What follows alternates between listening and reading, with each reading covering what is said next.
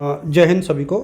पहले तो मैं आपको बता दूं कि ये फिर से एक वीडियो है जिसे मैं आप लोग के साथ साझा कर रहा हूं। और ये एमए पब्लिक एडमिनिस्ट्रेशन का जो सेमेस्टर फर्स्ट है उसका थर्ड पेपर है बेसिकली। और ये बीए में भी चलता है, तो दोनों बच्चों के लिए है। और इम्पोर्टेंट चीज़ ये है कि यदि आप एमए की बात करो तो ये पूरा चैप्टर जो है इसका एक सेक्शन यानी मैक्स वेबर वाला जो सेक्शन है ना, बेसिकली यही पूरी यूनिट है। और रिग्स वाला जो सेक्शन है ना, वो आपकी ये पूरी फोर्थ यूनिट में आता है। वेबर का सिद्धांत पूरा, जिसमें नौकरशाही से रिलेटेड चीज़ें हैं। और जो फेडरिक रिग्स है उसका जो प्रतिमान है वो बेसिकली फिफ्थ यूनिट का हिस्सा है। ये कोटा यूनिवर्सिटी की मैं बात कर रहा हूँ, बाकी स्टूडेंट्स अपने हिसाब से इसको देख लें। जिस बुक को मैंने रेफ़र किया है वो सुरेंद्र कटारिया जी की बुक है, तो यदि आप में से किसी को चाहिए तो इसकी पीडीएफ भी आपको डीएस एजुकेटर टेलीग्राम ग्रुप पर मिल जाएगी। तो एक तो आप लोग जो भी बच्चे देखें डीएस एजुकेटर टेलीग्राम ग्रुप ज़रूर ज्वाइन कर लें, क्योंकि वहाँ से आपको काफ़ी चीज़ें डायरेक्टली मिलती हैं, तो वहाँ से आप लोग इसको देख लीजिएगा। मैंने आपसे कहा था कि 1948 के बाद जो है तुलनात्मक लोक प्रशासन का प्रादुर्भाव हुआ था। पिछले वीडियो में मैंने आपको बताया था। और मैक्स वेबर ने जो नौकरशाही और सत्ता का जो स्वरूप दिया था बेसिकली जर्मनी के थे, तो ये इतना आपको याद होना चाहिए कि ये कहाँ के रहने वाले थे। तो क्योंकि मैक्स वेबर का योगदान जो है लोक प्रशासन में बहुत ज़्यादा है, इसलिए मुझे लगता है कि मैक्स वेबर से रिलेटेड चीज़ें आपको याद रख लेनी चाहिए। और चाहो तो एक दो किताबों के नाम याद कर सकते हो, कोई भी एक दो किताब, जैसे from Max Weber essays in sociology अच्छी बुक है। Theories of social and economic organisation, ये बहुत बढ़िया किताब है। इसके अलावा जो पार्सन्स ने एक किताब लिखी है ना, theory of social and economic organisation, ये भी बेसिकली जो है पूरी वेबर के ऊपर है, जो पार्सन्स ने लिखी है। लेकिन अब हम लोग बात करें सिलेबस की, तो सिलेबस में हमारे दे रखा है वेबर का आदर्श प्रारूप। किसका आदर्श प्रारूप है ये, इसके ऊपर हम लोग बात करेंगे। बेसिकली अथॉरिटी के आदर्श प्रारूप की बात की थी। अथॉरिटी यानी सत्ता के आदर्श प्रारूप की, क्योंकि कई बच्चों को समझने में प्रॉब्लम आती है। तो सत्ता के आदर्श प्रारूप की बात इन्होंने की है। अब एक आइडियल टाइप होता क्या है, देखिए इन्होंने कहा था आदर्श प्रारूप को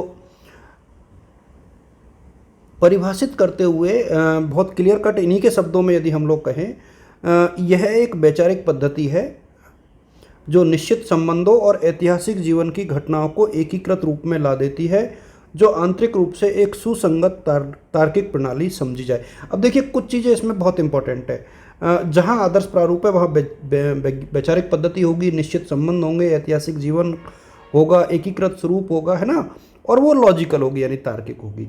तब जा कर के वो एक प्रकार से वास्तविक प्रारूप बन जाता है सत्ता का। तो ये आप लोग थोड़ा सा इसको ध्यान रखें। इसके अलावा चीज़ों को आप लोग छोड़ सकते हैं, कोई मेजर इशू यहाँ पर नहीं है।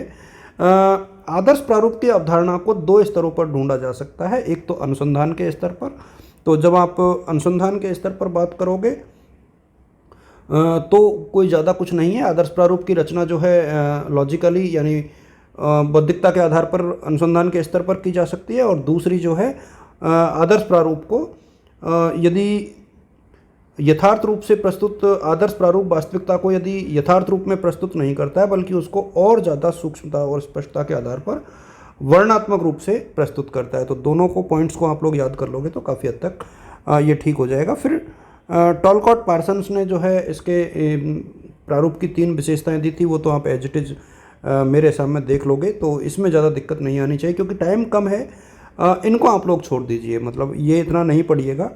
मैं सिर्फ उतना बताने का प्रयास कर रहा हूँ जितना आप लोगों के एग्ज़ाम के हिसाब से पर्याप्त है। देखिए बात यहाँ पर आदर्श प्रारूप की जब होती है ना, तो मैक्स वेबर ने अथॉरिटी से रिलेटेड बहुत ज़्यादा बातें की।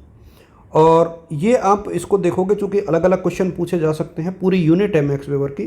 तो एक तो आदर्श प्रारूप की जब बात करते हैं तो मैक्स वेबर ने 3 प्रकार की सत्ता यहाँ पर बताई। देखिए आप ये देखोगे कि अथॉरिटी के 3 प्रकार यहाँ पर बताए थे। और जब ये 3 प्रारूप बताए थे तो इसमें मैक्स वेबर ने परिभाषाएं भी दी, मैक्स वेबर ने यहाँ पर क्लियर कट बताया कि यह संभावना है कि एक विशिष्ट विषय युक्त आदेश का व्यक्तियों में एक विशिष्ट समूह द्वारा पालन किया जाएगा जो कि प्राधिकार कहलाया जाएगा।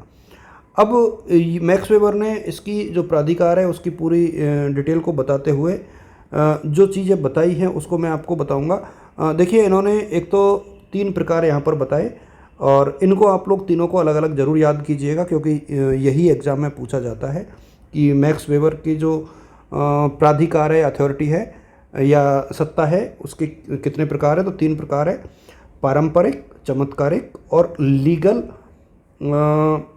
विवेक प्राधिकार। अब देखिए, परंपरागत प्राधिकार बहुत सिंपल है। आप देखोगे कि इसमें जो परंपरागत रूप से श्रद्धा का एक प्रकार से सत्ता मिल जाती है, जैसे कि आप देखोगे कि आनुवांशिक रूप से मिल जाती है, जैसे राजा का बेटा राजा, पुरोहित का बेटा पुरोहित।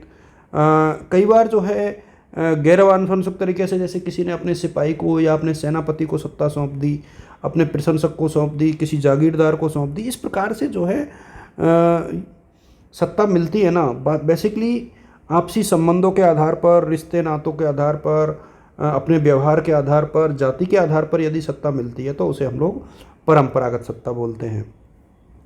चमत्कारिक, देखो ये बहुत फेमस कोट है, आप इसको डायरेक्ट लिख सकते हो कि चमत्कार को नमस्कार। तो अब आप यहाँ पर देखोगे कि जैसे चंद्रगुप्त मौर्य चमत्कारिक रूप से राजा बना, कुशल योद्धा था, या जैसे कि चमत्कारिक प्राधिकार कोई बहुत अच्छा वक्ता है, स्पीकर है, कोई बहुत अच्छा खिलाड़ी है, तो इनको जो सत्ता वास्तव में मिलती है वो उनके करिश्मे के आधार पे मिलती है। जैसे भारत में आप देखोगे तो इंदिरा गांधी जी की जो सत्ता थी वो करिश्माई नेतृत्व के आधार पर मानी जाती है। वर्तमान एग्जाम्पल देखोगे आप तो मोदी जी की जो सत्ता है वो चमत्कारिक नेता के रूप में हम लोग इसको देखते हैं। शुरुआत में नेहरू जी को देखते थे, है ना। तो इस प्रकार से भी इसको हम लोग देख सकते हैं। एक है वैध विवेकपूर्ण प्राधिकार, यानी बिल्कुल लीगल तरीके से जहाँ एक प्रक्रिया के आधार पर यदि सत्ता मिलती है, और प्रक्रिया के आधार पर जैसे कोई कानून बना है उसके हिसाब से कोई नियम बना है, तो डायरेक्ट सत्ता नहीं मिलती है, इसमें एक नियमों के आधार पर, कानून के आधार पर मिलती है। तो पहला क्वेश्चन जो आपका आएगा वो तो यहाँ ख़त्म हो जाता है इस यूनिट का।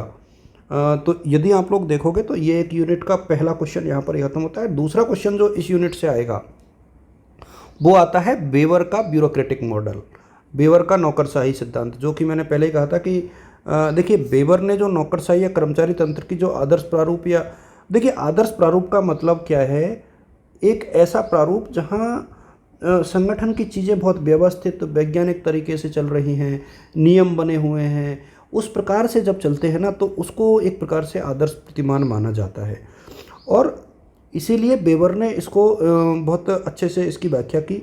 और देखिए वेबर ने ब्यूरोक्रेसी की डेफिनेशन जब दी तो उन्होंने बहुत सिंपल तरीके से कहा, देखो ब्यूरो का अर्थ होता है फ्रांसीसी भाषा में, ब्यूरो का अर्थ है मेज या डेस्क, और क्रेसी का अर्थ है सशक्त होना। कुल मिलाकर के ब्यूरोक्रेसी को हम लोग डेस्क की सरकार मानते हैं, यानी उस टेबल पर बैठने वाला जो व्यक्ति होता है, एक प्रकार से चेयर की सरकार होती है, उसी को सत्ता माना जाता है। ये बहुत महत्वपूर्ण है, ध्यान रहे इस चीज़ को, बहुत अच्छे से आप लोग को देखना चाहिए। क्वेश्चन यहाँ से ज़रूर आएगा, क्योंकि वेबर के ऊपर ये 2 ही क्वेश्चन यहाँ पर बनते हैं, एक तो ऊपर जो प्राधिकार वाला है वो, और दूसरा ये नौकरशाही के ऊपर। अब नौकरशाही को आप लोग यदि और ज़्यादा देखोगे तो वेबर का प्राधिकार और वेबर की नौकरशाही, यानी आदर्श प्रारूप वाला एक क्वेश्चन आदर्श प्रारूप का आएगा और एक क्वेश्चन नौकरशाही का आएगा। अब नौकरशाही को जब आप पढ़ोगे तो यह नियुक्त किए गए कर्मचारियों का एक प्रशासनिक समूह है। तो इसमें कोई दौरा नहीं है कि ब्यूरोक्रेसी में हम इसी को शामिल करते हैं, और बहुत बड़ा ये सेटअप होता है।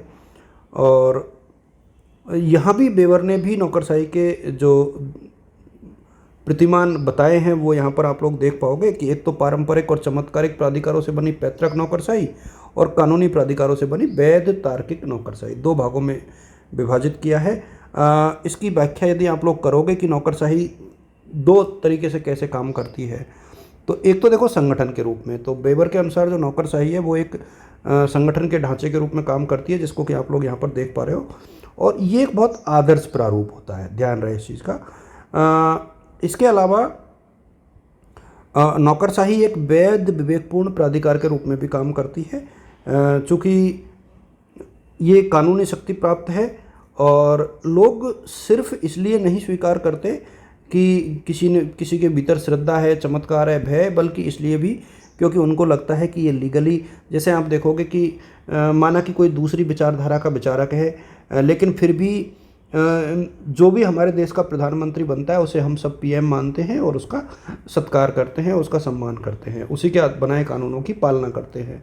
तो ये जो है ना वो वैध विवेक प्रारूप के बारे में आ जाता है, ठीक है। इसको यहाँ से आप लोगों को सिर्फ इतना ही देखना है। अच्छा, इसकी विशेषताएं आपको सिर्फ इसके पॉइंट याद करने हैं, चूँकि सबको पता है कि नौकरशाही में जो है रेगुलर बेसिस पर काम होता है, तो कार्य की निरंतरता होती है, निश्चित समय होता है, बिल्कुल इसको क्लियर कट मान लें।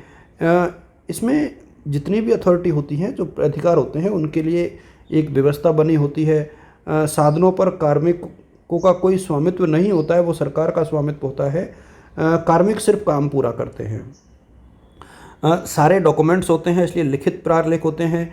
हायरार्की होती है, आप सब जानते हो कि कर्मचारी का एक स्तर होता है, जहाँ क्लर्क होता है, 4th क्लास होता है, फिर उसके ऊपर ऑफिसर होता है, फिर उसके ऊपर ऑफिसर होता है। ये सारी चीज़ें जो है होती हैं। कार्य का विभाजन फिक्स होता है।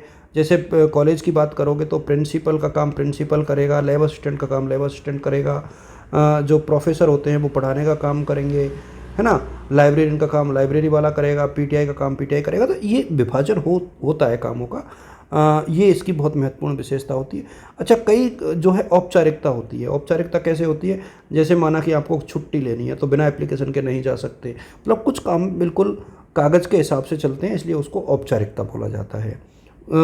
यानी एक प्रकार से एक नियमित प्रक्रिया के तहत ही काम करना पड़ता है, इसे हम लोग औपचारिकता बोलते हैं। कार्यकुशलता होती है नौकरशाही की विशेषता। अच्छा, स्पेशलिस्ट लोग होते हैं, यानी विशेषीकरण का मतलब मैं आपको बता दूं, जैसे नौकरशाही में जैसे कोई मेडिकल फील्ड का ब्लॉक सीएमएचओ है, बीसीएमएचओ का एग्जाम्पल यदि हम लोग लें, तो वो क्या डॉक्टर ही होगा, उसे अपने फील्ड का पूरा अनुभव होगा। योग्यता आधारित चयन होता है, सब में परीक्षा होती है, प्रक्रिया होती है पूरी।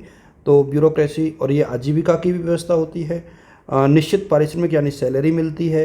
अच्छा, न्यूट्रलिटी जो शब्द है ना वो थोड़ा सा अलग है। न्यूट्रलिटी का मतलब ये है कि अधिकारियों को सरकार से कोई लेना देना नहीं होता है, वो अपने नियमों के हिसाब से काम करता है। सरकार जो भी आदेश देती है, चाहे वो किसी भी पार्टी की हो, उसके हिसाब से वो लोग काम करते हैं, इसीलिए ये इसकी विशेषता हो गई। अच्छा, आलोचनाएं आप अपने हिसाब से कर सकते हो नौकरशाही की, जो आपके मन में आए। मुझे लगता है कि अव्यावहारिक होती है, औपचारिकता ज़्यादा होती है, भ्रष्टाचार होता है ना, और कई बार जो है ये परकिसंस लॉ आपसे 2 नंबर में पूछा जा सकता है अलग से एक, कि क्या होता है। तो ये एक ऐसा नियम है जिसके तहत नौकरशाह जो है प्रतिवर्ष जो है कर्मचारियों की संख्या में वृद्धि करता है, क्योंकि वो कहता है कि हर साल मेरा काम जो है बढ़ रहा है। इसको परकिसंस लॉ कहा जाता है। तो ये मोटी मोटी चीज़ें हैं मेरे सामने। आप लोगों को आलोचनाएं तो आप अपने मन से कर ही सकते हो, और ये वीडियो आपको मिल ही जाएगा। और यदि आपको ये पीडीएफ भी चाहिए तो पीडीएफ आपको टेलीग्राम ग्रुप पर मिलेगी, जो कि आप लोग सर्च कर सकते हैं, डीएच एजुकेटर। Thank you.